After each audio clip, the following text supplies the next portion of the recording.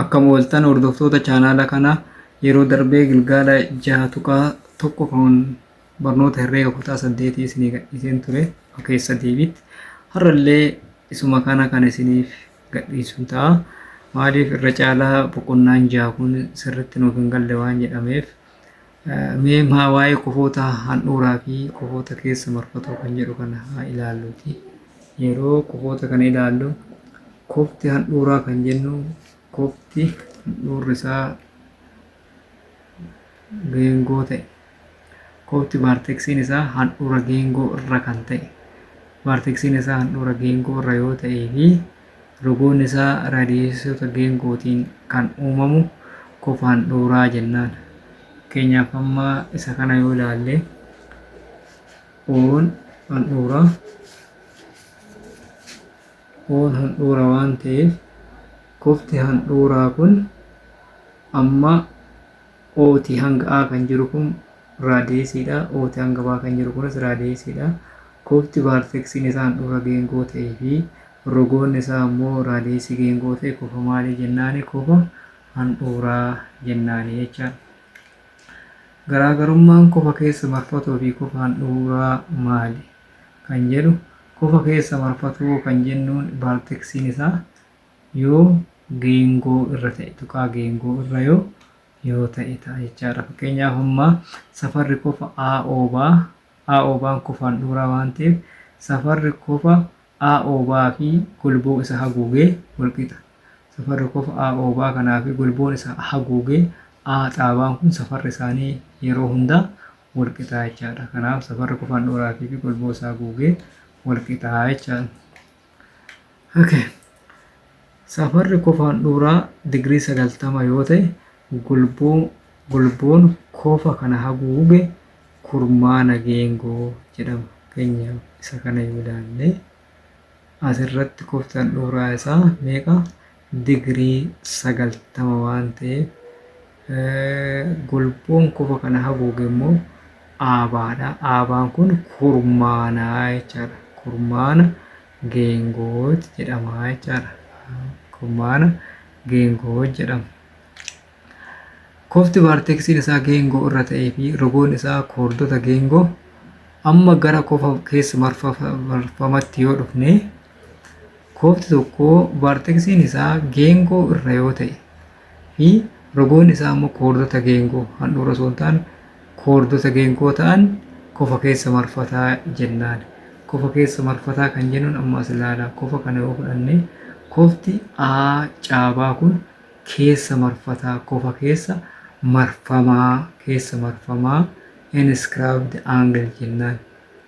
Kofa keessa marfamaa caabaan kun keessa marfamaadha.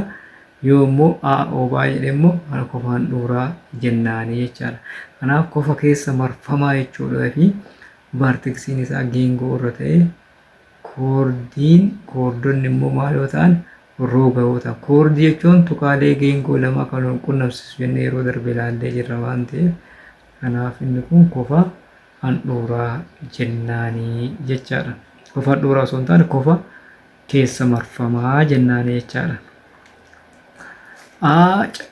Caabaan kun kofa keessa marfamaadha. Golboon aabaa kofa aacaa maal godha? Golboon aabaa golboon ishiin tun aabaan tun kofa keessa marfamaa kana ni haguugdi. Golboon tun immoo maal taati? Kofti kun walakkaa golboo tanaa ta'a jechaadha. Gara biraatiin kofti keessa marfamaa kunii fi kofti handhuuraa yoo wal dorgomsiisne kofti handhuuraa kun si'a lama kofa keessa marfamaa yookaan immoo kofti handhuuraa kun maal jennaani? Tokko lammaffaa kofti keessa marfamaa maal jennaani? Tokko lammaffaa kofa AO baattaa jechaadha. Walakkaa isaati ta'a jechaadha. Amma isa kana asirratti yoo ilaalle teerimichi kun waa'ee kanaatti dubbata. Safarri kofa keessa marfamaa walakkaa safara golboo kofa kana haguugeeti. Kana jechuun kofti keessa marfamaa raa yoo fudhanne inni kun walakkaa golboo faaraa kanaa ta'a. Walakkaa golboo isa haguugeetta. Gara biraatiin immoo walakkaa kofa handhuuraa isaas ni ta'a. Kofti handhuuraa fi golboon isaa haguugee walqixa waan ta'aniif jechaadha. Fakkeenya yoo fudhanne danaa armaan gadii danaan kennamee jira. Danaa kenname kanarratti safarri kofa A maabaa kun dhibba gulboo A maabaa kun dhibba yoo ta'e safarri kofa A caabaa barbaada. Safarri kofa A caabaa argachuuf gulbichi nuuf kenname waan ta'eef safarri kofa A caabaa amma tokko lammaffaa gulboo isa haguugeeti waan ta'eef tokko lammaffaa gulboo isa haguugee kanaaf gulboon isa haguugee dhibbaa tokko lammaffaa dhibbaa jechuun 50 kanaaf safarri kofa keessa marfamaa 50 safarri kofaan dhuuraa immoo dhibba. Fakkeenya isa kana yoo ilaalle fakkeenyi kunis waa'ee kofa keessa marfamaatti ilaallata. Safarri kofa keessa marfamaa daan kun kofti daa kun 52 yoo ta'e maal gaafate gulboo eebaafaa gaafate waan ta'eef gulboon eebaafaa lama baay'isuu safara kofa keessa marfamaa waan ta'eef 400 ta'a jechaadha. Kanaaf safarri kofa eedaafaa inni ta'a tokko lammaffaa eebaafaa waan ta'uuf eebaafaa argachuudhaaf eebaafaan lama baay'isuu 52 dhibba ta'a jechaadha. Dhibba ta'a.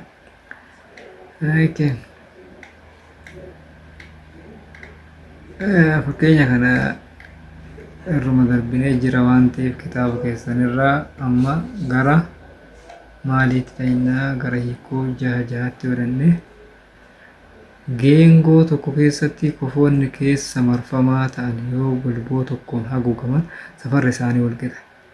Amma geengoo tokko keessatti kofoonni lamaan keessa marfamoo ta'aniitiin gulboo wal fakkaataa qaban yoo ta'e safarri isaanii kofoota kanaa wal qixa. Fakkeenyaaf amma isa kana yoo fudhanne kofti baa'aa daa fi kofti baacaa daa gulboo wal fakkaataa gulboo baamaa daa kanaan haguugama waan ta'eef kofti A kanaa fi kofti caa kana wal qixa ta'uu jecha safarri kofa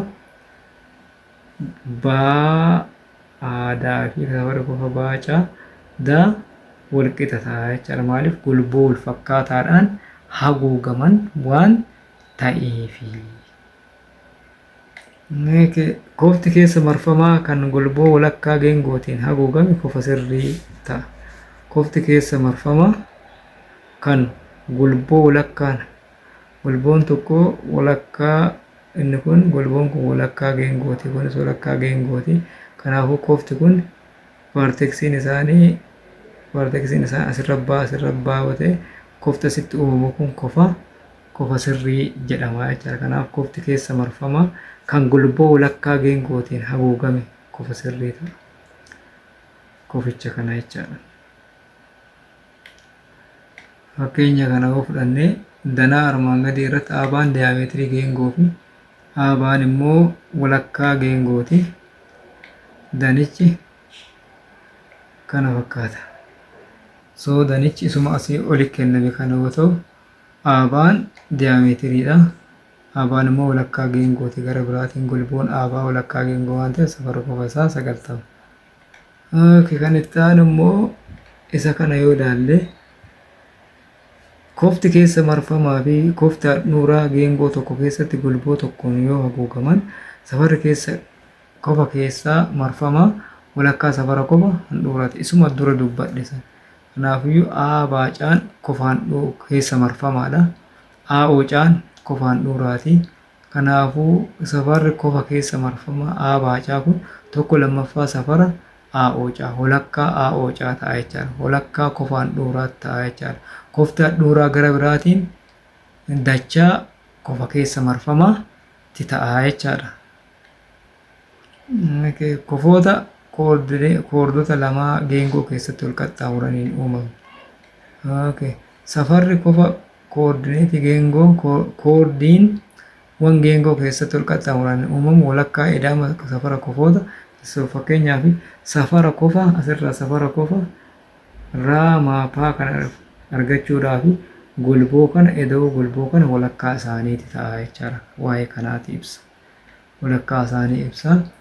Kana fakkeenyaaf qaamaa paakaa yoo jenne qaamaa isaan kun walakkaa safara gulboo qaasaa fi gulboo paaraa ta'a jechaadha.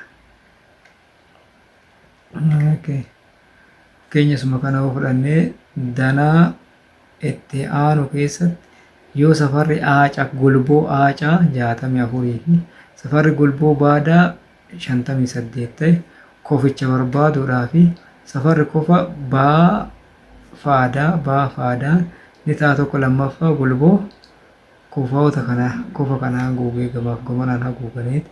Kanaaf 64 58 2 yoo irra immoo 60 takka ta'a jechaadha. Safarri kofaa 60 takka ta'a. Inni taanu ammas inni kun danaa armaan gadii keessatti yoo safarri golbooraa akka golboo paaraa 123 qaasaan 35 jedhee akkasitti haala kanaan nuuf kennee jira. Ta'e kofa beetaa fi kofa alfaa fi deeltaa barbaadi. Alfaa kanaaf deeltaa kana argachuudhaaf deeltaa argachuuf deeltaan tokko lammaffaa paaraa eda'uu qaaraati. Kanaafuu 123 eda'uu 35 meeqa taati? 158 lamaaf yoo irra immoo 79 ta'a jechaadha. 79 ta'a. Kanaafiyyuu alfaa fi beetaa fi gaamaan 100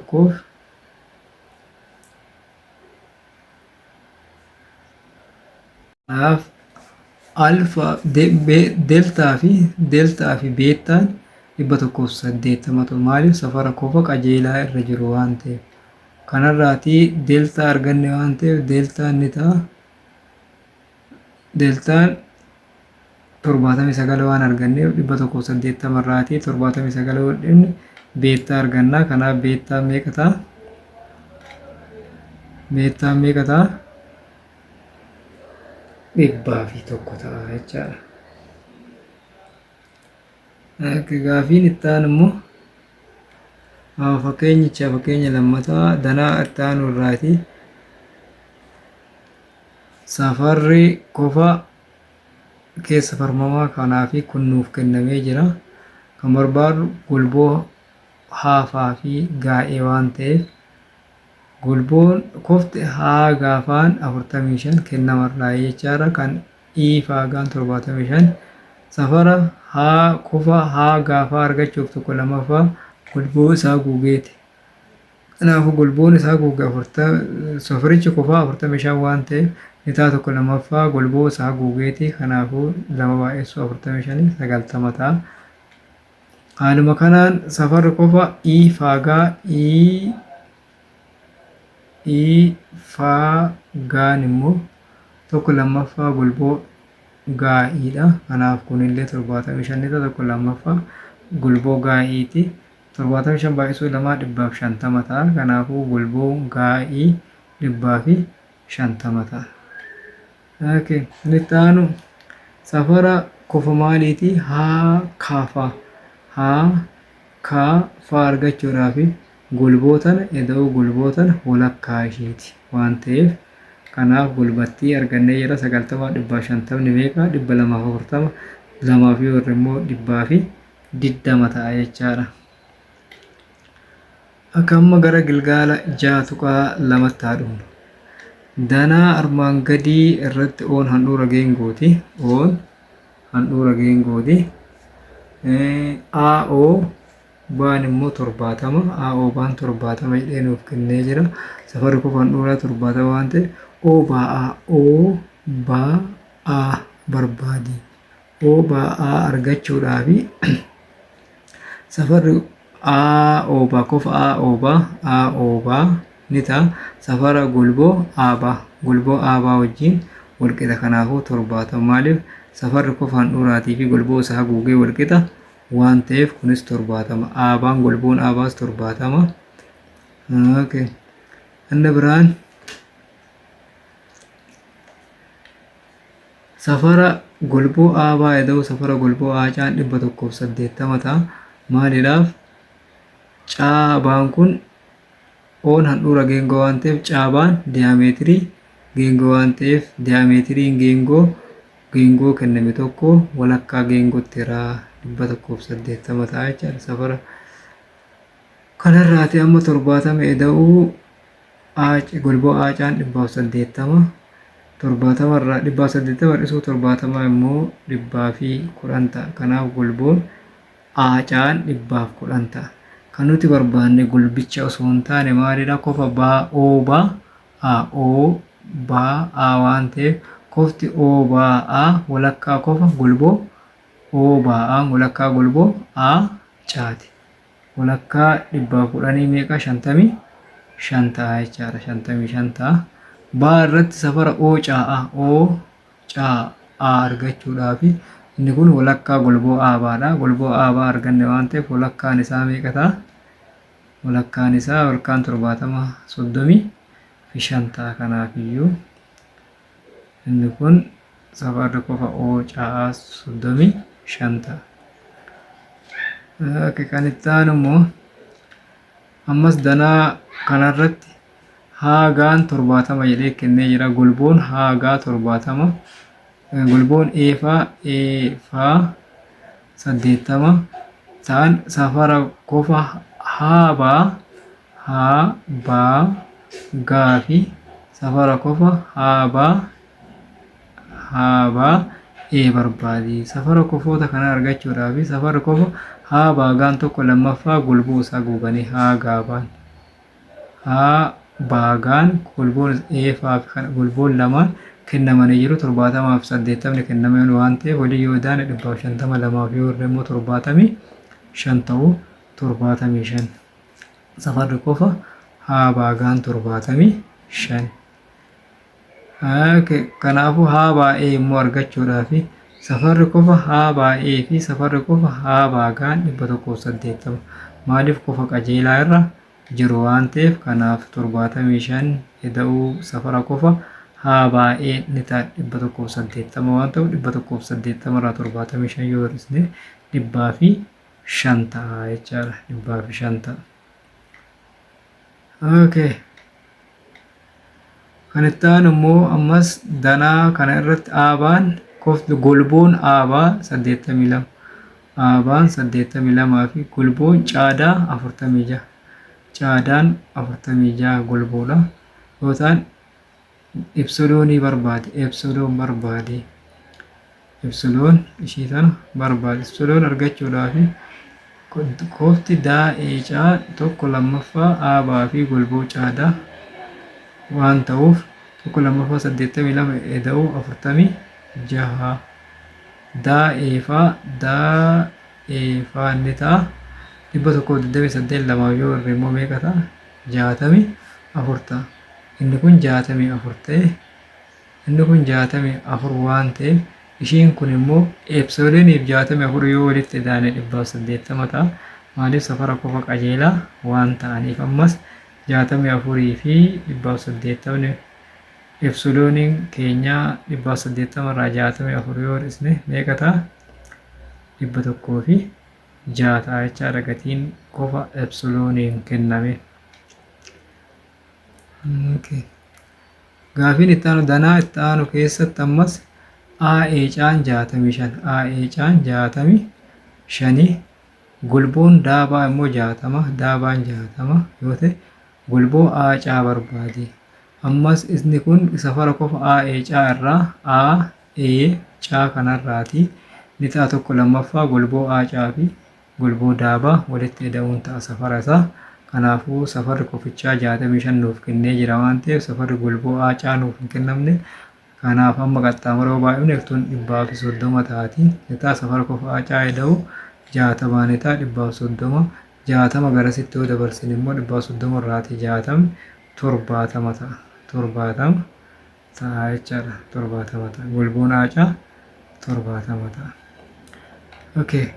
Gaafii keenya walumaa galatti kan gulgaala 6.2 kana fakkaataa yeroo itti aanu jirra oolmaa kan geengoo kan jedhu ilaalla. Walumaa galatti safara kofa keessa marfataa jechuun yoo kofti sun vaarteksii geengoo irra ta'e kofa handhuuraa jechuun yoo kofti sun handhuura geengoo irratti argame. Safarri kofa keessa marfamaa ni ta'a walakkaa golboo isaa guuteeti yookaan immoo walakkaa safara kofa handhuuraati jechaadha. Waan daawwattaniif galatooma.